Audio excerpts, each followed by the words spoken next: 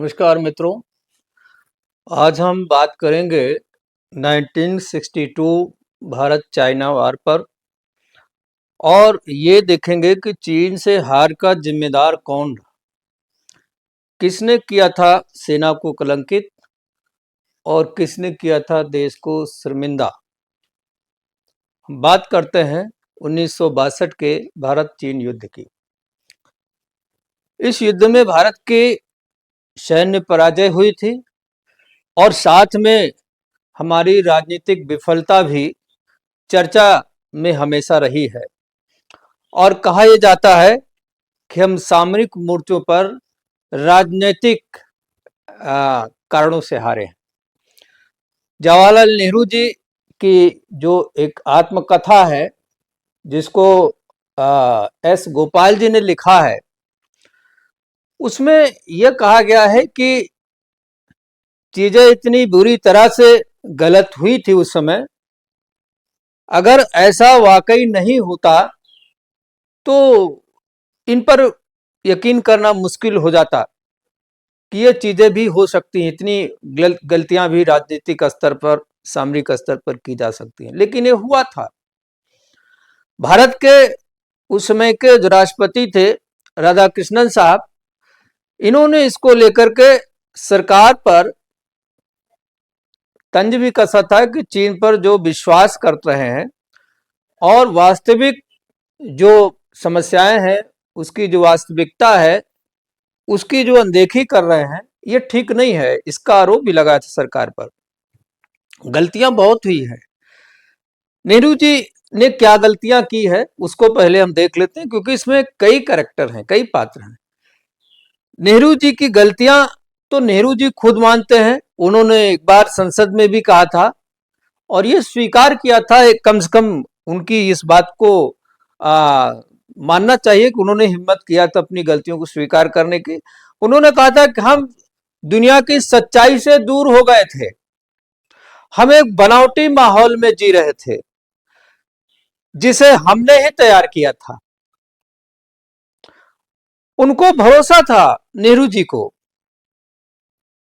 कि चीन सीमा पर ज्यादा कुछ होगा तो कुछ झड़पें होगी, कुछ जो पेट्रोलिंग दस्ते हैं उनके बीच कुछ मुठभेड़ होगी, थोड़ा तू मैं होगी और इससे ज्यादा कुछ नहीं होगा। अब नवंबर 1959 में जब कुछ झड़प हुई थी, संघर्ष शुरू हुआ था, संघर्ष हिंसक हुआ था, तो भी इसको बहुत गंभीरता से नहीं लिया गया। 26 मई 1960 को एक एमओडी में, मिनिस्ट्री ऑफ डिफेंस में एक टॉप सीक्रेट मीटिंग बुलाई गई थी। उस टॉप सीक्रेट मीटिंग में सेनाओं के अध्यक्ष भी थे और खासतौर से थल सेना के और वायुसेना के प्रमुख उसमें विशेष रूप से पहुंचे थे और कमांडरों को, हमारे सैन्य प्रमुखों को ये निर्देश दिए गए थे कि भारतीय सीमा की जो चौकियों के पास हवाई पट्टियां हैं उनको कैसे तैयार किया जाए या वहां एयर स्ट्रिप कैसे बनाई जाए, उसके लिए जगह ढूंढना पड़ेगा, स्थान हमें अभी से तलाशने चाहिए। ये तय हुआ था 1960 में मीटिंग में, ताकि अगर आवश्यकता पड़े, युद्ध हुए, तो हम अपने फ्रंट लाइनर को अपने उनके साजो सामान की सप्लाई कर सकें, हमारी कम्युनिकेशन एंड सप्लाई लाइन दुरुस्त रहे। 20 अक्टूबर 1960 को नेहरू जी ने भारत चीन सीमा पर सब प्रकार के उड़ानों को प्रतिबंधित कर दिया था। उनको लगा कि कहीं इससे युद्ध ना भड़क जाए या चीन को युद्ध का मौका न मिले, बहाना न मिले। उन्होंने हर तरह के प्रतिबंधों को रोक दिया था और एयरफोर्स को यह डायरेक्शन दिया गया था कि 24 किलोमीटर के दायरे में जो सर्च ऑपरेशन चलते हैं, जो टोही विमान काम करते हैं, टोही मिशन पर काम करते हैं, उनको भी रोक दिया जाए। यानी किसी प्रकार की सीमा के उस पार गतिविधियां चल रही हैं तो उस पर भी ऑब्जर्व करना एक प्रकार से रोक दिया गया था। एक और बड़ा कारण निकल के आता है कि एक फॉरवर्ड पॉलिसी को लेकर के जो एक स्ट्रेटजिक पॉलिसी बनी थी, स्ट्रेटजिक इनिशिएटिव लेने की बात कही गई थी। 2 नवंबर 1961 को फॉरवर्ड पॉलिसी पर अमल करने के लिए, उसको इंप्लीमेंट करने के लिए और एक गोपनीय बैठक हुई थी, उसमें यह निर्णय लिया गया था कि चीन के कब्जे वाले इलाकों में दावेदारी जताया जाए और अग्रिम चौकियों को वहां स्थापित किया जाए। अर्थात जिस पर चीन का कब्जा है या जो चीन के दावे वाला क्षेत्र है वहां एडवांस पोस्ट ले जाई जाए। हालांकि इस नीति को लेकर के और बहुत सारे लोगों ने ऑब्जेक्शन किया और खासतौर से जनरल थिमैया जो है इस पर बहुत उन्होंने ऑब्जेक्शन किया। हालांकि उन्होंने मई 1961 में रिजाइन दे दिया था बहुत सारे इन्हीं कारणों के कारण। और उन्होंने कहा था कि देखिए भारतीय सेना आक्रामक हमले के लिए जब तक सक्षम नहीं होती तब तक उसे ऑफेंसिव ऑपरेशन में मत ले जाइए, आप अपनी डिफेंसिव पोजीशन मजबूत करिए क्योंकि सेना अभी इसके लिए तैयार नहीं है। और लोगों ने उनकी बात नहीं सुनी और उन्होंने अपनी डिफेंसिव पोजीशन मजबूत करने के बजाय वहां ध्यान देने की बात कही जहां पर चीन ऑलरेडी एक प्रकार से कब्जा कर चुका था। देखिए राजनीतिक कूटनीतिक विफलता इस युद्ध का एक प्रमुख कारण रही है। चीनी प्रधानमंत्री चाउ एन लाई ने 1960 में सीमा वार्ता से जुड़ी चिंताओं को कूटनीति के माध्यम से हल करने की एक अपील की थी और ये दिखाने के लिए साहब मैं तो शांत प्रिय तरीके से मामलों को डील करना चाहता हूं। और सरकार उनके भरोसे में चली गई कि उनकी मंशा तो बड़ी साफ है और सरकार ने उनकी उस मंशा को भांपने में चूक कर दी, वो विफलता रही है। और युद्ध हारने का ये भी बड़ा कारण है कि हम चीन के उन बातों में विश्वास करते रहे जो एक्चुअली में था नहीं, वो अपनी उसके आड़ में तैयारी कर रहा था। एक और जो बड़ा कारण बताया गया 1962 की हार में वो था एयरफोर्स को परमिट ना करना वार में। युद्ध वायुसेना की तैनाती पर आपत्ति जताई गई थी उस समय और ऐसा कहा गया कि जो आर्म फोर्सेस हैं वो भी उनको भी वायुसेना के सहयोग को लेकर के कुछ हिचकिचाहट थी कि पता नहीं इस माउंटेन एरिया में एयरफोर्स हमें क्या मदद कर सकती है, उस पर वो बहुत उस पर आशावान नहीं थे। और सबसे ज्यादा आपत्ति अगर किसी को थी तो इंटेलिजेंस और डिप्लोमेटिक चैनलों को थी जिसका कोई लेना देना नहीं था युद्ध से। ये कौन होते तय करने वाले कि एयरफोर्स पार्टिसिपेट करेगी नहीं करेगी। ये चूंकि नेहरू के कुछ विश्वास पात्र लोग थे जो तमाम डिप्लोमेसी में भी थे, तमाम उनके इंटेलिजेंस इकाइयों में, वो सब जो है उनको गलत फीडबैक भी दे रहे थे और एयरफोर्स को तैनात ना करने का ज्यादा प्रभाव इस युद्ध में पड़ता है। और ऐसे बहुत सारे लोग जो इसमें शामिल थे, चाहे वो आईबी के निदेशक साहब रहे हों, भारत में उस समय अमेरिका के जो एम्बेसडर थे उन्होंने भी इस बात को हाईलाइट किया था। और रक्षा मामलों में एक ब्रिटिश एडवाइजर भी थे नेहरू जी के, वो भी यही कह रहे थे कि ये इस तरह की चीजें करना मेरे ख्याल से ठीक नहीं रहेगा। हालांकि general chief general of staff जो जनरल कौल थे 1967 में, उन्होंने अपने एक संस्मरण में ये बातें लिखा है, कोट किया है कि भारत ने अपने सैन्य अभियानों के दौरान वायुसेना का सहायक भूमिका के रूप में इस्तेमाल ना करके एक बड़ी गलती की थी। ये चीज उन्होंने कोट किया था। 1992 में रक्षा मंत्रालय की ओर से दर्ज किया गया युद्ध का बहुत सारा ब्यौरा अब तक क्लासिफाइड जो है, उस ब्यौरे में एक द प्रिंट मीडिया है उसने कुछ चीजें निकाल के लाई थी। उसने बताया था, उसने कहा कि वायुसेना को अपने अभियान की सफलता पर ही भरोसा नहीं था। भला कोई आर्मी अपने ही उसकी क्षमता पर, साहस पर, उसके उसके अपने वार्बल नेचर पर ही भरोसा नहीं होगा, अपने आप पर भरोसा नहीं होगा। एक गजब की चीज उसमें निकल के आई थी, बड़ा वो मचा हुआ था बवाल उस पर, क्योंकि इस तरह की चीजें भी रिपोर्ट में लिखी गई है जो बिल्कुल भी स्वीकार नहीं हो सकती है। और आईबी के जो डायरेक्टर मलिक साहब उस समय थे वो भी इस बात को बार बार पता नहीं उनके मन में क्या भाव था, उनका ये काम नहीं था, लेकिन क्यों एडवाइस दे रहे थे कि चीन के जो बॉम्बर्स हैं वो साउथ मद्रास तक जो है उड़ करके हमले कर सकते हैं, बर्बाद कर सकते हैं। और इस तरह की बयानबाजी उन्होंने किया कि चीनी हमले का एक बड़ा कारण जो है ये बयानबाजी भी था, बहानेबाजी भी था। अब आप बताइए, जो इस तरह के एडवाइजर होंगे जो कहेंगे चीन तो मद्रास तक चला जाएगा और आप तो तिब्बत तक नहीं जा पाएंगे, इसका मतलब यह है कि आपको अपने एयरफोर्स पर भरोसा नहीं था। आपको चीन के एयरफोर्स पर ज्यादा भरोसा था, जबकि आपकी एयरफोर्स को किसने बनाया था? वो बनाया था अंग्रेजों ने। और अंग्रेजों ने जो एयरफोर्स को बनाया था उसको दुनिया की सबसे बेहतरीन एयरफोर्स में से एक थी। चाइना तो उस समय तक बहुत अच्छी एयरफोर्स हुआ नहीं करती थी, और कुछ बहानेबाजी भी थी चाइना की। देखिए, वैसे तो प्रमुख रूप से चाइना की एक विस्तारवादी नीति रही है, उसकी महत्वाकांक्षा रही है, और यही विस्तारवादी नीति महत्वाकांक्षा युद्ध के लिए जिम्मेदार भी रही है। 31 मार्च 1959 को भारत में दलाई लामा ने शरण ले लिया था। एक और बहाना मिल गया था चाइना को इस युद्ध में आने का, और नेहरू जी हिंदी चीनी भाई भाई का नारा लगाते हुए, और 1950 से लेकर 60 तक यही ड्रामेबाजी चलती रही। और जब नेहरू चीन के दौरे पे गए थे तो उनको डिप्लोमेटिक रिलेशन मजबूत करने के लिए उन्होंने चीन का जो है तमाम शर्तें मान ली, जिस पर चीन का जो तिब्बत पर कब्जा कर लिया था उस पर भी नेहरू जी को अपोज करने के बजाय उसको भी उन्होंने स्वीकार कर लिया। और बहुत सारी ऐसी चीजें की जो शायद नहीं की जानी चाहिए थी, लेकिन नेहरू जी के कारण हुई है।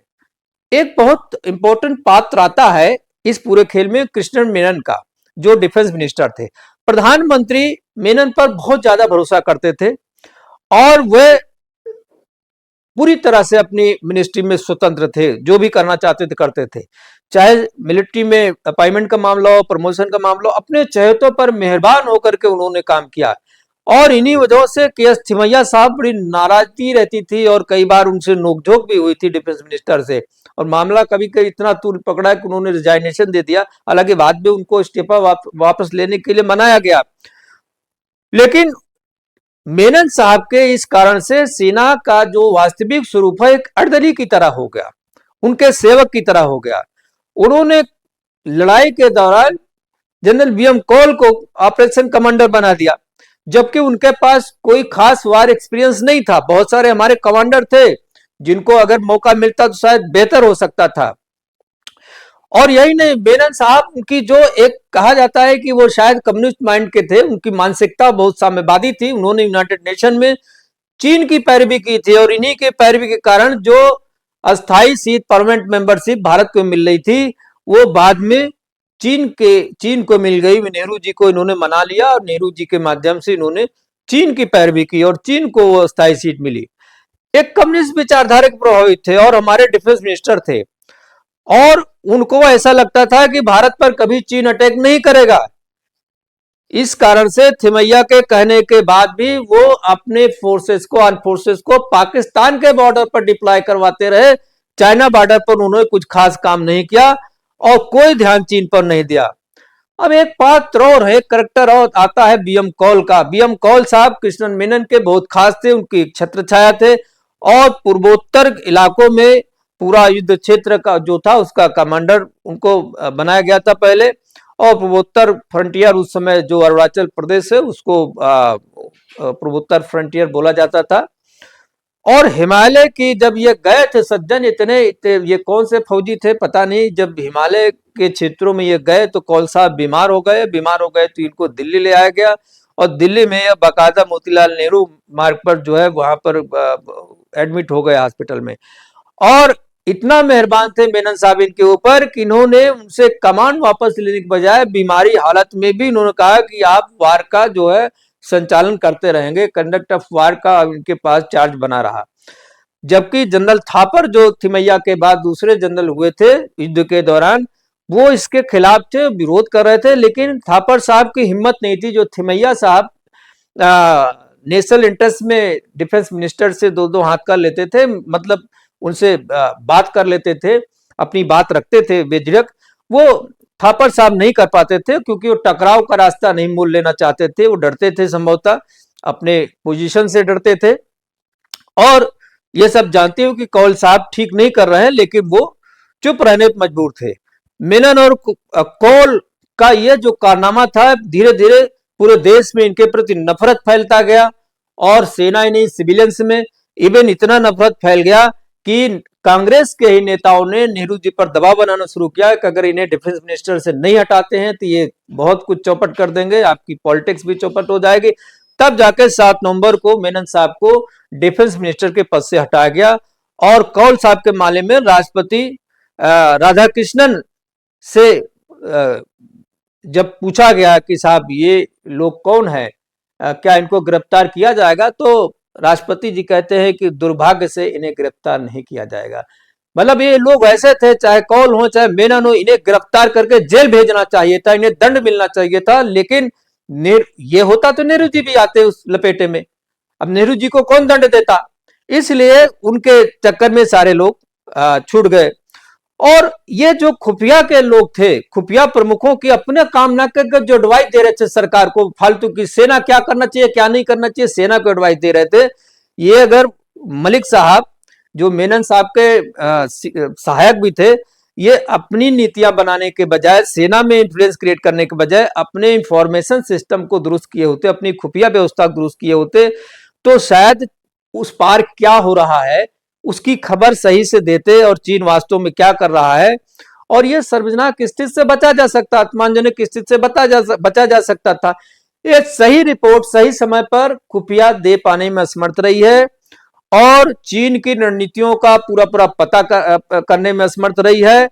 भारत को पूरी तरह से संतुष्ट करके चीन अपनी पूरी तैयारी करता रहा, ये बात कुछ हद तक खुफिया एजेंसियों ने बताया, लेकिन सारी बात बताने में असमर्थ रही है।